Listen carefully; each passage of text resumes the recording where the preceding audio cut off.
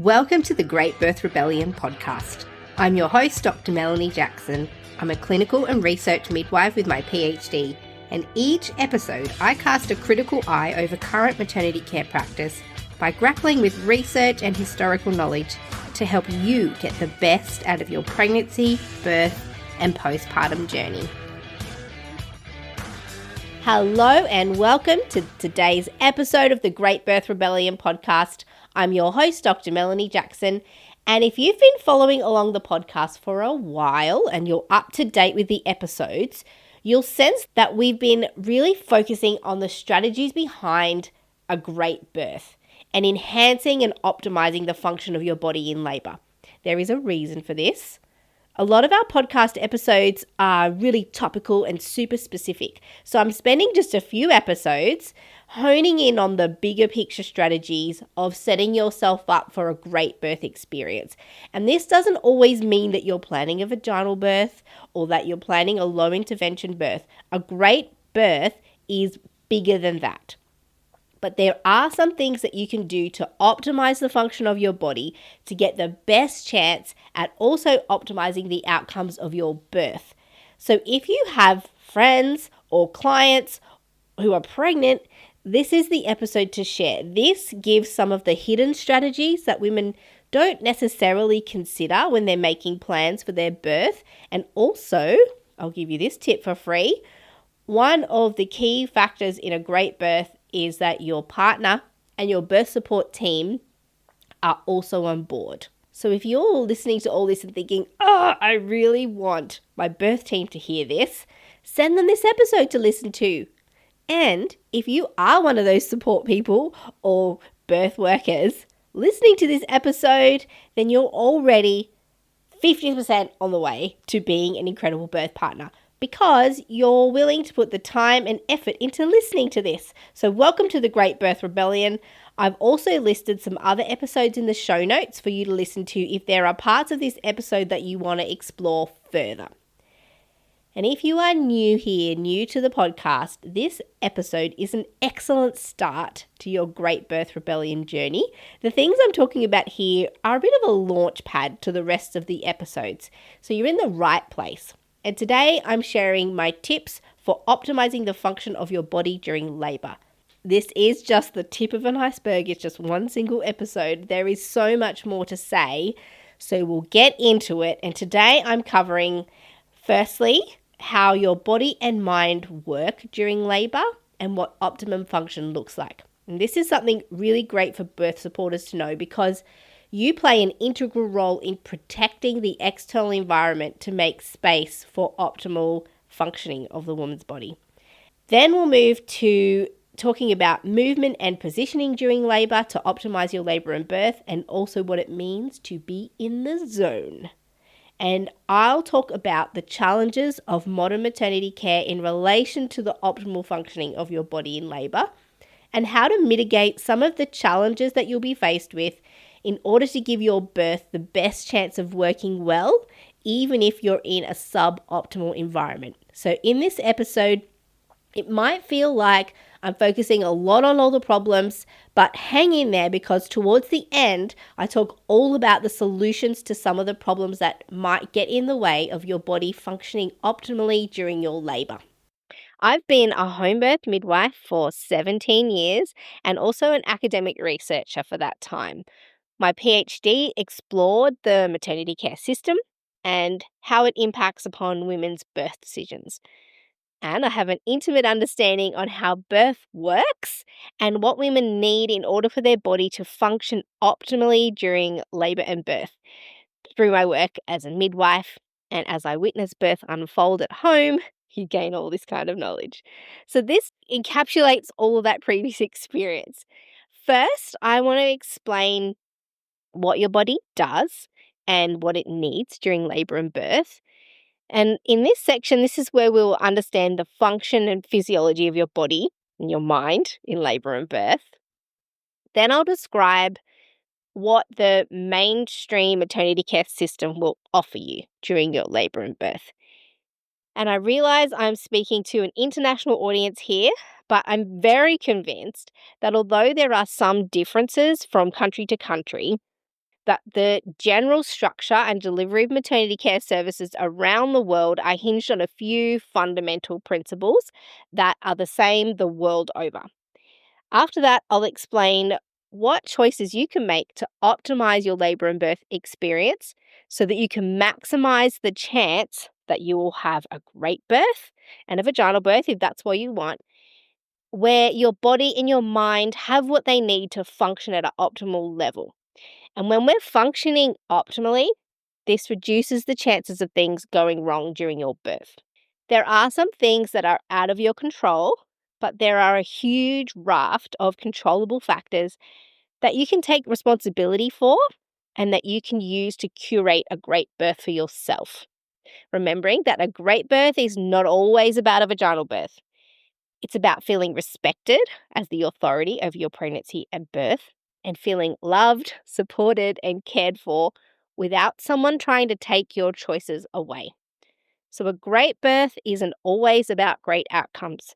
It's about maintaining control over the decisions that you've made and about what happens to you and your baby. And if you apply everything I'm going to share, you give yourself the best possible chance at a great birth because your body and mind will have what they need to give birth in an optimum state and have your preferences respected.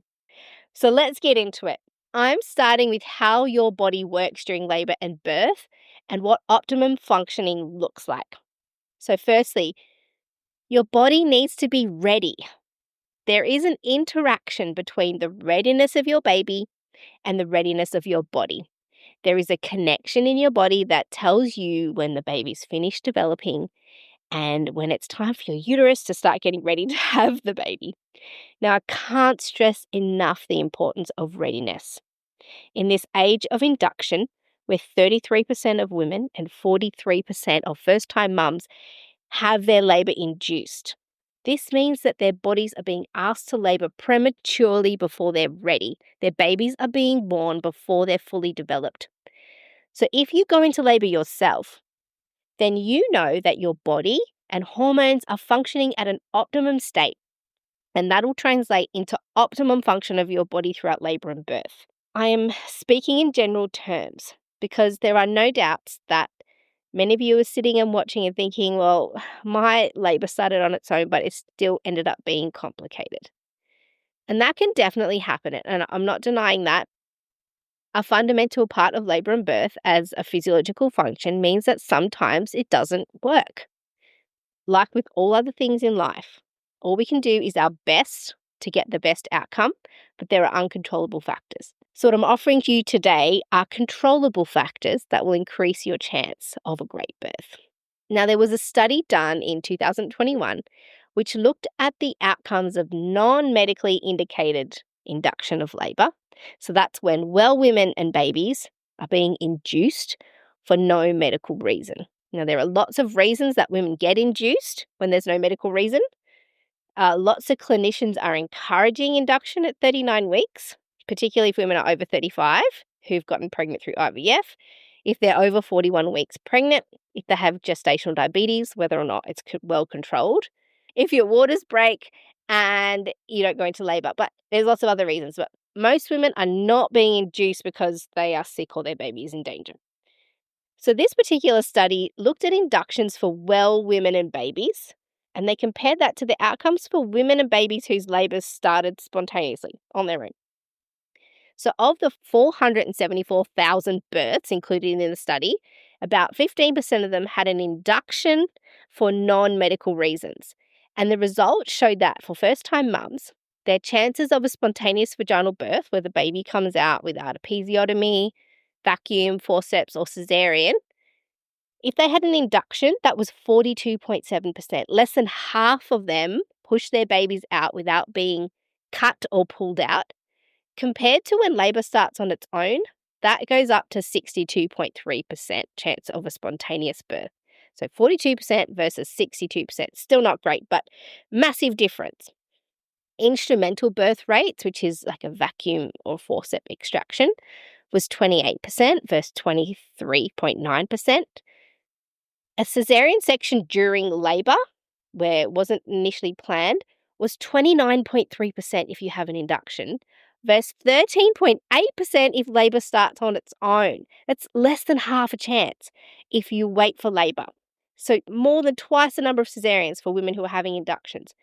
Remembering that these were not unwell women or babies before they started their induction. They weren't high risk. These are healthy women and babies, and 1 in 3 of them required a caesarean section versus 1 in 7 if they go into spontaneous labour. Epidural use for women who had an induction, 71% compared to 41.3%, and 41.2% of women who had an induction also had an episiotomy compared to 30% of women. Don't get me started. Both those stats are way too high regardless of which birth option you choose, but it makes the point. And finally, if you have an induction, you double your chance of a postpartum hemorrhage. So it was 2.4% if you got induced versus 1.5% if you don't. And there was a similar trend for women who'd had babies before, except their caesarean section rates were lower than women having their first baby. So following induction, the incidences of neonatal birth trauma, needing to resuscitate the baby, respiratory disorders, admissions to neonatal intensive care, and to hospital for up to 16 years later were increased across all of those factors for women whose labours were induced. So what this shows is that starting labour on your own and not opting for an induction if you don't need it overall improves the outcomes of your labour and birth for you and your baby in the short and long term, because spontaneous labour works better than induced labour. And some women need an induction for their individual circumstance, and there should be a risk-benefit analysis in this to decide. But on the whole, your body will function better if you wait for labour to start on its own. The next way your body works in labour is to have the optimum cocktail of hormones, and I'm going to focus on 3 in particular: oxytocin, melatonin, and adrenaline. So oxytocin is the hormone of love and bonding, joy, orgasms, childbirth, and breastfeeding. So in addition to acting on the brain to make us fall in love and enjoy the people around us, it acts on our muscles and causes them to act and contract. And that's the physical commotion that occurs when we orgasm. Oxytocin is the reason our uterus contracts and the reason why milk is released from our breasts when we feed our babies. Without oxytocin, your uterus is not going to function correctly in labour. And without your uterus being ready to receive oxytocin, it doesn't matter how much oxytocin your brain is releasing, your uterus won't contract properly. And this is another point of waiting till your body is ready, because earlier in pregnancy, your uterus doesn't have as many oxytocin receptors on it. But as you get further along in your pregnancy, the receptors on your uterus increase in volume, ready to receive and respond to the oxytocin for labour. But if you get induced at 38 weeks, for example, when your body wasn't going to be ready till 41 weeks, there is a reduction in the chance that your body will respond to that induction because your uterus isn't functionally ready to act under the influence of oxytocin. So the release of oxytocin in your brain acts on your brain and your uterus, and it flows through to the baby via the placenta. And when I think of the type of care I try and give as a home birth midwife, I'm always thinking, how can I make sure the oxytocin keeps flowing? How can I give care that centers around oxytocin? So what enhances the flow of oxytocin? The first thing is being with people who you love, trust, and know. So our oxytocin is immediately challenged if we're in the presence of somebody we don't know or perhaps that we're suspicious of. So it's important that my relationship with my clients is such that they trust and know me. So relationship-based care enhances feelings of safety and trust and means that the presence of the midwife or the care provider is not going to interfere with the flow of oxytocin. And there's this lovely French obstetrician by the name of Michelle Odont who advocated for the presence of a quiet midwife knitting in the corner as the ideal birth companion for women. And it's this idea, do not interrupt the flow of oxytocin, because if you interrupt oxytocin, you interrupt labour and birth. So given the right environment, warm, private, unobserved, quiet, with only trusted people in the space, will reduce the possibility of adrenaline being released in the woman's body, in your body. And adrenaline directly challenges oxytocin. They cannot coexist. You can't be in a joy state of oxytocin while also having feelings of fear and fright because of adrenaline, because adrenaline makes us hypervigilant. So the next hormone that determines the flow of your labor is melatonin, the sleep hormone that's released when the sun goes down. So there is some research that shows that the presence of melatonin it potentiates oxytocin by 100 times. So oxytocin is 100 times more potent than without melatonin. And that's why more women will go into labor at night, because melatonin potentiates oxytocin. And oxytocin is responsible for smooth, efficient flow of labor. Now, we'll circle back to why that is important when we examine the hospital environment and ask questions about exposure to artificial light and blue light during labor, and why are all inductions started during the daytime? So I said earlier that adrenaline competes with the action of oxytocin. But there is a place for adrenaline where it enhances your labor function instead of impeding it. But it's not until the end, when you're getting ready to push your baby out. So there is a natural point in your labor where adrenaline is required. But at this point, oxytocin is too influential to be completely overcome by adrenaline. And what this looks like in labor is that this is what sometimes people will refer as this transition of hormones, actually. You might have experienced transition, and it has a bit of a reputation for when women freak out during transition and they say they can't do it and want to escape the process. We are subconsciously responding to adrenaline as if something is wrong, as if we're going to have to run or fight. Sometimes we feel scared. But if we can understand and rationalize that in this circumstance, adrenaline has a different purpose, then we can transition to the pushing phase of your birth more confidently, knowing that your labor is flowing efficiently and that the introduction of adrenaline at this time is actually going to help you have superhuman strength as you push your baby out, but more importantly, give you strength, energy, nourishment to protect, watch, feed, and parent your baby the minute it comes out. That adrenaline that you get to push your baby out turns you into a fierce mama bear. It really is purposeful. But what it also does is space out your contractions.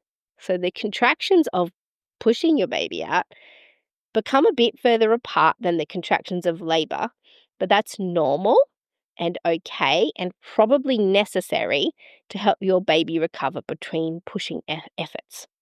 So those are the three hormones that are imperative for proper function of labor: oxytocin, melatonin, and adrenaline.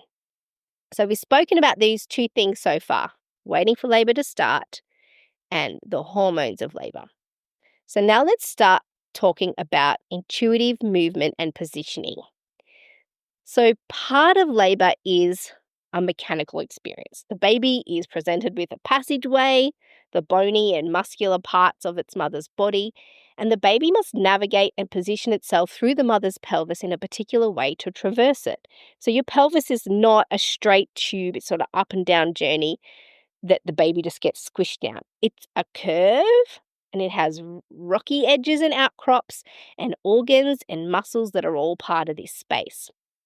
So your baby will meet the curves of your pelvis and your pelvic floor muscles, and it's required to contort and twist its body and turn it in a way to ensure it comes out without getting stuck. So just as your baby needs to move in order to do this, you need to move in order to allow it to happen. And your pelvis is a series of moving parts, and it becomes more movable and adaptable through your pregnancy to ensure that there's adequate space for the baby to be born. And during your labor, your tailbone and the whole bony structure can get moved about in response to the position of the baby. Women will often feel where their baby is in their pelvis and experience it as pressure in certain areas of their back and pelvis. And then they'll intuitively respond to that with positions that enhance their own comfort. And they'll try and move the baby from that spot with their own movements. Women will very rarely choose to lay on their back or sit still during contractions if they're truly intuitively listening to their body. So labor and birth eventuate in the baby moving from inside to outside. And while the baby is moving, so too are you. So anything that interrupts this movement also interrupts the baby's capacity to get out. Now, the final thing you need in regards to physiology is staying in the zone. So when you go into labor, the activity of your brain changes along with the complex hormonal cocktail. The front part of your brain that is responsible for communication and decision making shuts down. And your limbic system, the more internal part, is an automatic, involuntary, intuitive, sort of non-thinking part of your brain. And it takes over and dictates the function of your body without your conscious effort, involuntary. And you can see when a woman's gone inside her limbic space during labor. Not only does her brain activity become more internal, but her behavior becomes more internal. And midwives describe this as women going into themselves or going into labor land. They cease to interact with the outside world and need to disappear into this internal land and not be pulled away from it. Your body will function more efficiently without interruptions. So any circumstances that make you feel safe to disengage from the outside world and go fully into this internal world will enhance the activity of your body in labor. And one of the purposes of other people in your birth space is to protect the birth space. And when we say protecting the birth space, we mean make sure that nothing gets to the woman that's going to break her engagement with her internal labor world. Anything that requires her to communicate, make a decision, anything that she feels she needs to protect herself from, brings her away from that limbic system and back into her frontal brain, and that interrupts the birth process. So those are the 4 things that our bodies need in order to optimize birth outcomes. They are to start labor on our own, facilitate the 3 major hormones of labor, oxytocin, melatonin, and adrenaline, intuitive movement for you as the woman, and staying in the zone. So now let's have a look at the care that is offered through modern maternity care systems and how this relates to birth outcomes and these 4 elements we've just spoken about. I just want to take this opportunity here to offer something more than what I can cover in this episode. If what you are hearing is the type of information that you want to go deeper into and you really want to set yourself up for a great birth, I have something else for you. On June 27th, 2025, I'm running a free live online masterclass which goes further into the idea of what it means to have a great birth and how to get one. If you are listening to this episode as a back catalogue and June 27th has already passed, don't worry. We will record the session and you can go back and watch it at my website, melaniethemidwife.com. But if you're one of the fortunate people to be listening before the 27th of June, the masterclass is live and interactive and you'll get a chance to sit in a digital room with me as I offer up what I know about what a great birth means and how to increase the chances of you getting one for yourself. So this is just not for women planning an all-natural birth with no interventions. This is for any type of birth. Your birth can be great even if it doesn't go to plan or even if you're planning every medical intervention on offer. Having a great birth is bigger than the individual elements. Now you can sign up for the masterclass at melaniethemidwife.com/great. I'll link it in the show notes as well. And even if you can't attend live, I'll send you the recording afterwards. I've never done a live session like this before, and I opened it for enrollments last week, and already 2,000 people have signed up to come. You are in good company. Everyone wants a great birth, and I've got some information to share on how you can increase your chances of getting one. So sign up to the masterclass. The link is in the show notes. I'll remind you again at the end in case you forget.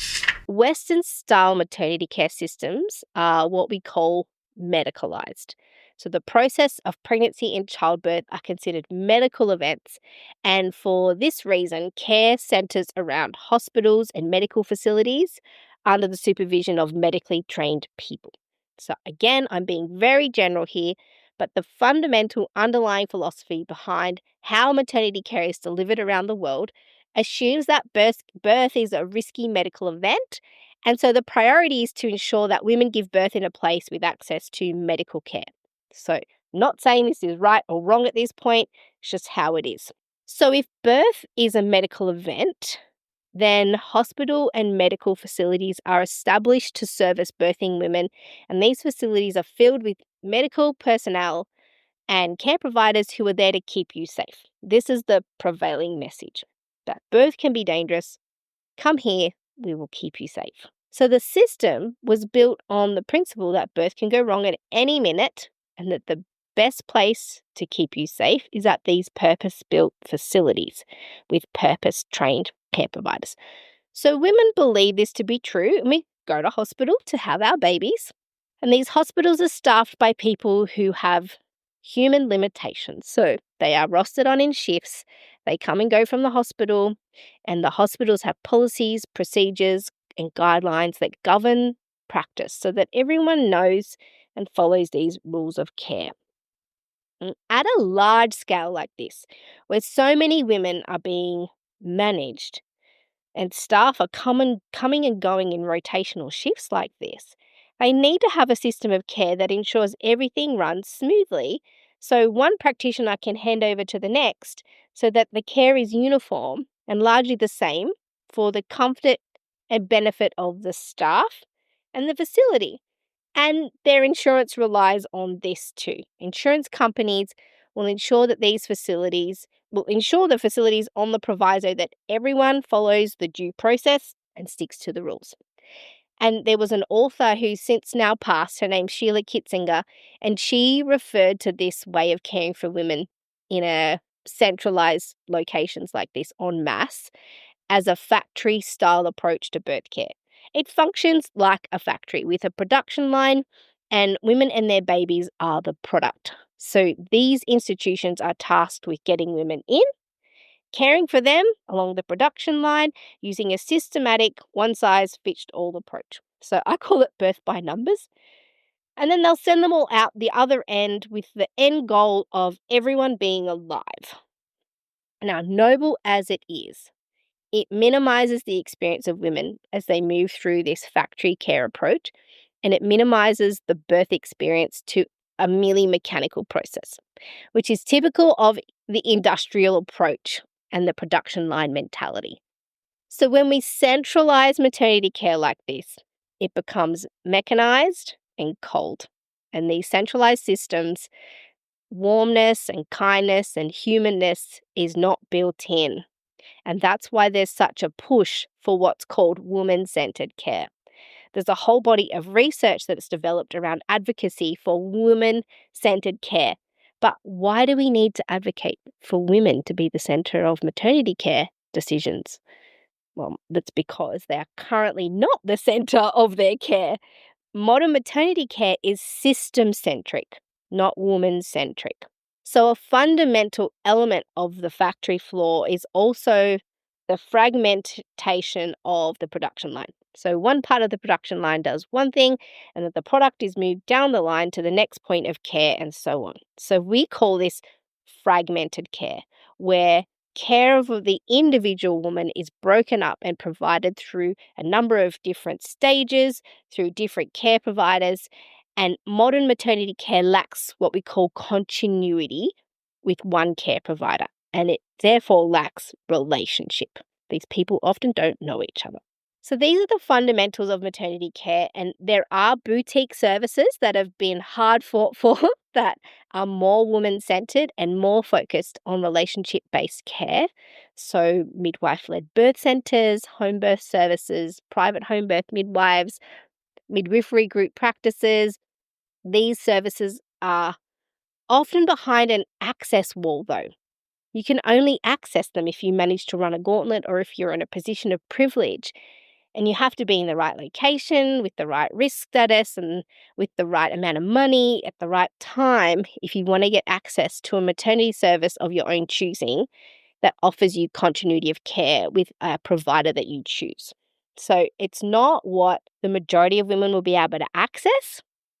The majority of women will only have access to fragmented maternity care in their local public hospital, and they'll be cared for by a different person at each appointment. They'll see lots of different strangers during their labour and birth and be offered a few mere days of postnatal care, again with different care providers. That will be different where you live, but what is universal is that the maternity care system does not favour continuity of care or out-of-hospital models. These are usually hard-fought boutique models and the first to go if the system is ever under stress. So financial stress, workflow and staffing issues, change of management, or big world events like COVID, the maternity care system will cull woman-centred services first. The maternity care system is being set up as a centralised, fragmented model, and accessing anything outside of that requires a level of forethought, privilege, and luck, if that's available at all. Now, some of you will be thinking, but it's all set up in this way because birth is dangerous. And we do all need to be in these central locations full of experts because that's how we will keep ourselves safe during this dangerous time. And yes, it's true, birth can be dangerous. It does come with some risks, but not for all women all the time. The risks of birth have been overstated. And I could and am writing a whole book on risk and safety in childbirth. So I can't fully unpack this idea in this short session, but when we look at research behind, for example, home birth outcomes compared with hospital outcomes and see that the babies are in just as good condition whether they're born at home or in hospital. No difference in outcomes. So that's good. Your baby will have as much chance of surviving and as much chance of health in a hospital as it would at home if you have care providers with you. And because of this research, people will say, well, home birth is just as safe as hospital birth, but that is because they haven't considered the mother in their conclusions. And what we see in this research is actually mothers do undoubtedly, without question, in extreme excess, better at home than if they give birth in hospital. Here I'm about to talk about a particular study and some of the statistics. So for those watching on Spotify or on YouTube, you'll see the video for this podcast and you'll see that there are some images and slides that will help explain the statistics visually. So if you're listening on this on just the audio platform, I'll do my very best to explain it verbally. But if you need the visuals, be sure to watch the video on Spotify or go to the Melanie the Midwife YouTube page where you can watch the Great Birth Rebellion episodes as videos. So let's have a look at how do women do. Is this message of birth being so dangerous that we need to do it in hospital, is this an accurate message? And there was this huge study involved 1.2 million births. It was done here in Australia, but this study has been mimicked in other countries as well. And it's called Maternal and Perinatal Outcomes by Planned Place of Birth in Australia.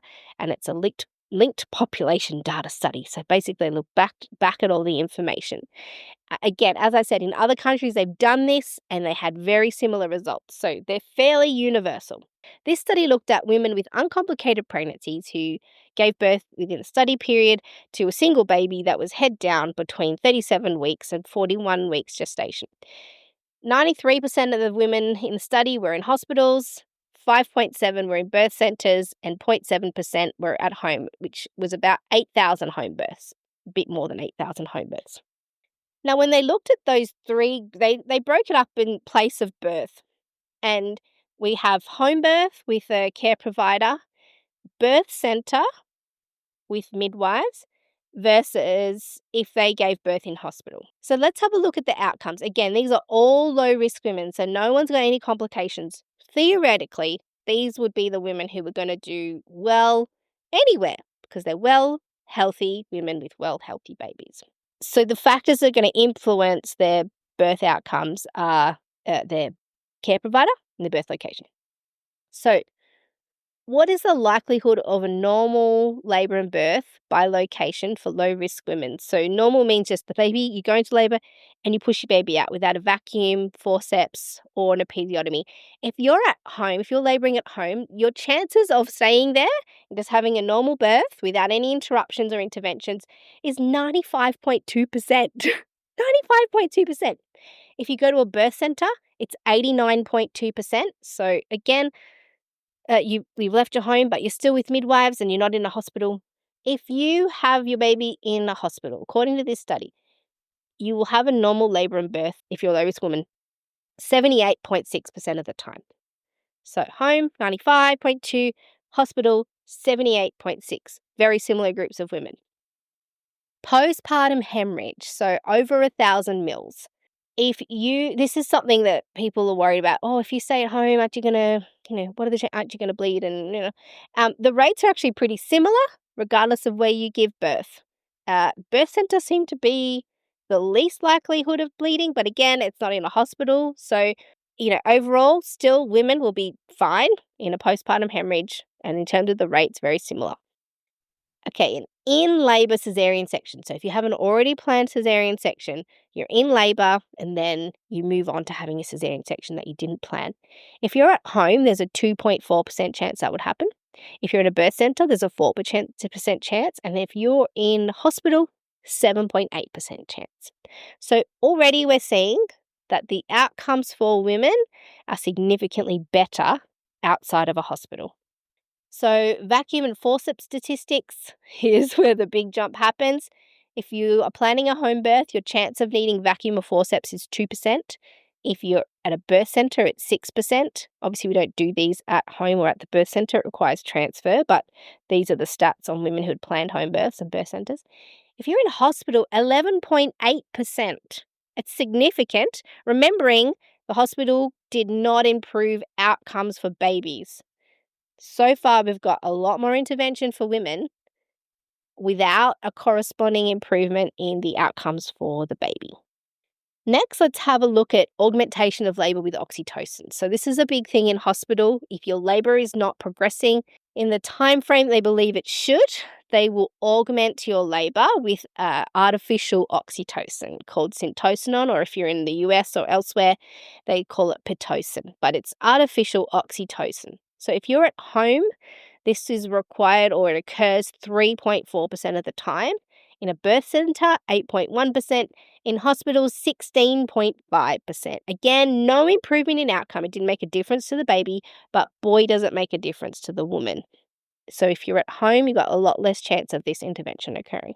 And if we look back at the 4 things that help your body work optimally, that makes sense because a home environment facilitates a lot of the optimal functioning of your body during labour. Let's have a look at how many women had no tears after their birth. So, there are a lot of factors that come into play when we think about what increases your risk of having a tear while giving birth. So if you're at home, 47.2% of women had no tears completely intact after birth.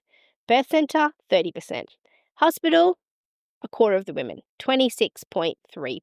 So you've got more chance of tearing if you give birth in hospital as a low-risk woman.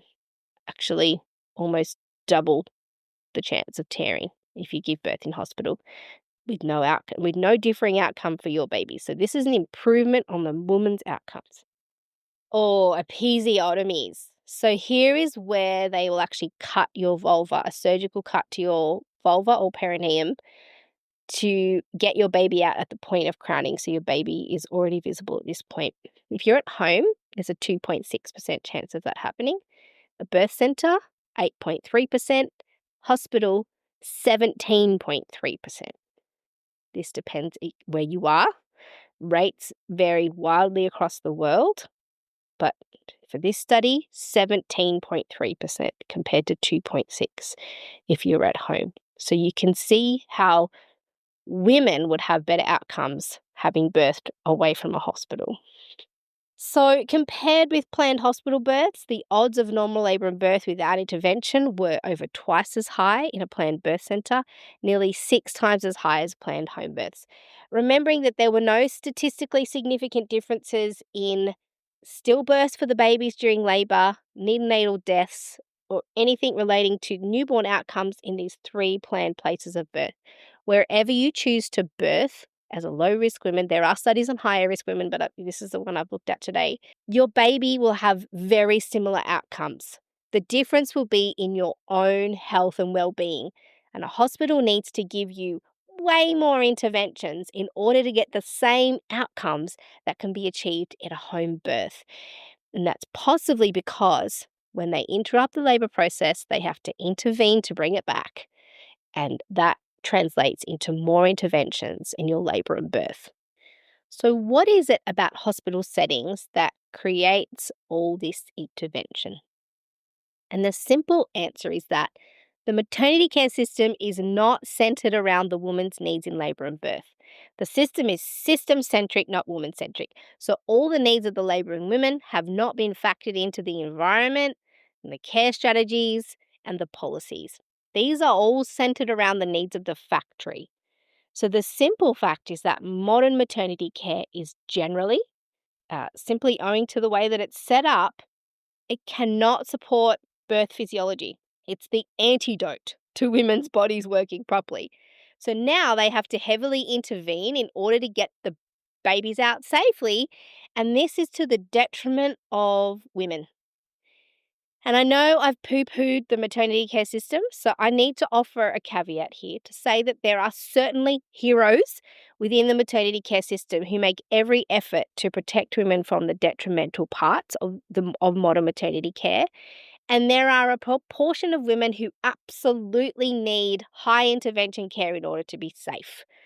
However, the system has over-medicalised and over-managed childbirth largely, and this is the problem.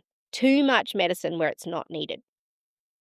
Again, there are boutique services such as home birth services, private midwives, private obstetricians, birth centres, midwifery care programs that seek to provide alternatives to these mainstream fragmented models. So if that has been your experience, know that these services can counteract some of the downfalls of the maternity care system that I've just described. So what can you do to optimize your birth experience and give your body the best chance of functioning properly so that you and your baby can experience as few complications and as few interventions as possible during your labor and birth?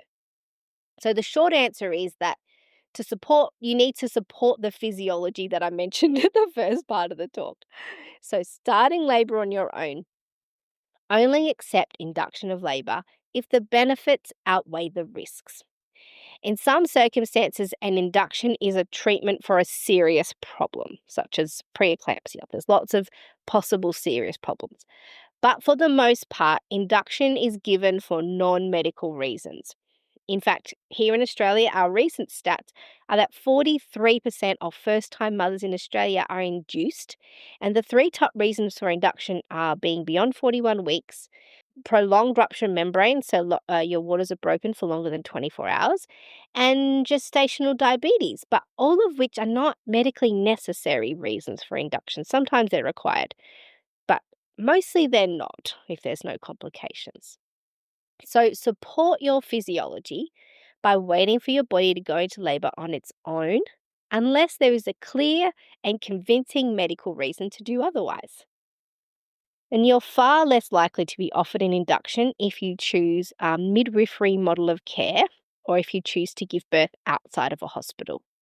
So you can increase your chances of labour starting spontaneously just by choosing a midwife as your care provider and planning a birth that's outside of hospital. The next thing is to optimize your hormonal function in labour. So we spoke about the three hormones: oxytocin, melatonin, and adrenaline. And the good news is that if you optimize the function of the oxytocin and melatonin, the optimization of adrenaline will naturally follow. So oxytocin function is optimized when you are feeling safe, and feelings of safety come from being in a familiar, warm, quiet, comfortable space with people that you know and trust. Strange and new environments require hypervigilance from us. They require decision making and interaction because we have to very quickly assess the safety of this new space. So when women move into hospital, for example, when they're in labour, they enter into a new, unfamiliar space with new, unfamiliar people, and this creates a place of hypervigilance where they have to work out, is this a safe place or not, while they familiarise themselves with the new environment. So this dampens oxytocin because it increases adrenaline, and also because this requires women to come out of the limbic labor part of their brain and back into the decision-making frontal cortex. So now they're also out of the labor zone. And this is why women report their labor slowing down when they move into hospital. And it can take some time for them to settle in, feel safe, get back into the flow again, if they feel safe in that space. So, this transition into hospital represents an interruption in the hormonal flow of labor. So, ways that you can optimize your hormonal function in labor is to give birth in a space that feels familiar and comfortable to you. So, this might be a hospital, that might be where you feel safe, a birth center, or a home birth. But if you know that you're giving birth in a place that doesn't feel familiar and comfortable, then there are still some things you could do to mitigate this circumstance. We might not all get the choice. So, you can purposely disengage from the transfer experience by wearing an eye mask and headphones with your chosen music playing. So try and reduce the input stimulation during your transfer to hospital and upon arrival to hospital. Force your body to remain internal and block out external stimuli. So you've got to have people obviously in your space that will advocate for you in your absence and ensure that no one bursts that bubble. So you could hire a doula or build a team that's on your side, which could include your partner if they're capable of that. Take things to the hospital from home that enhance your feelings of familiarity and comfort, and move the birth space around to claim it as your own. Now, melatonin function is optimized during the evening and when not exposed to artificial light and blue light waves. So, automatically, by waiting to go into labor without an induction, you're optimizing your melatonin function because your body will most likely go into labor at night when melatonin is highest, as opposed to being induced in the daytime at a time that suits the facility and it suits the staffing, but in no way benefits your hormonal cocktail. The other things you can do to support your melatonin are to avoid a computer screen, TV, mobile screens during labor, and reduce your exposure to artificial light by wearing the blue light blocking glasses. Turn off the fluorescent lights in the birth space, and you can take with you sort of little orange light lamps, mobile ones, to help. You could wear an eye mask in labor if you can't avoid the artificial light. So melatonin is our nighttime sleepy hormone. So anything that sends a message to your body that it's daytime reduces melatonin. And the problem is that hospitals are full of blue light all the time. So managing and reducing this will help avoid melatonin interruptions. Now, adrenaline is triggered where you perceive a risk or in times of stress, or as a powerful end of labor tool to push your baby out and care for it as a hypervigilant mama bear. So adrenaline is also the antidote to oxytocin in labor. So you can modulate your adrenaline response by being very picky about who's in your space. Choose your birth care team and your care provider and someone who you trust and who doesn't frighten you. And then choose a birth venue that you feel safe and comfortable with. You are going to be vulnerable in labor. So you have to manufacture a safe and protected environment with safe people ahead of time. And if you feel safe and in a low adrenaline state during labor, that's going to potentiate the behaviors of your body. So today you've learnt about how your body works in labor, how modern maternity care systems work to care for women in labor, and some of the ways that you can optimize your body's function, many of which will require you to mitigate the impact of modern birth facilities and how their practices impact upon your labor and birth flow. So choosing who is with you and where you give birth are the two major factors that contribute to how your labor will unfold. And not just across physical safety measures, but across all measures of safety: the physical, emotional, social, cultural, and psychological spectrum. That has been today's episode of the Great Birth Rebellion podcast. If this is the type of information that you want to go deeper into and really want to set yourself up for a great birth, I have something else for you on June 27th, 2025, I'm running a free live online masterclass, which goes further into the idea of what it means to have a great birth and how to get one for yourself. If you're listening to this episode as a back catalogue and June 27th has already passed, don't worry, we will record the session and you can go and watch it at my website, melaniethemidwife.com.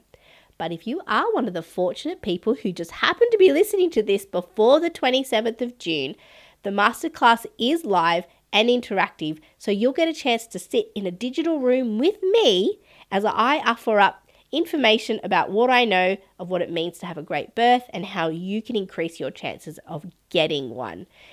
Now, if you're listening to this as a back catalogue and June 27th is well and truly passed, don't worry, you can go to my website, melaniethemidwife.com, and have a listen to the recording. We will record it and we'll make sure that we post it up there for people to go back and listen to. This masterclass is not just for women who are planning an all-natural, low-intervention birth. This is for everyone. Any birth can be great. A great birth is not always about getting everything that you planned. Even when things don't go to plan, your birth can still be great because there are a few specific elements that can lead to that. And I'm going to show you what they are at the masterclass.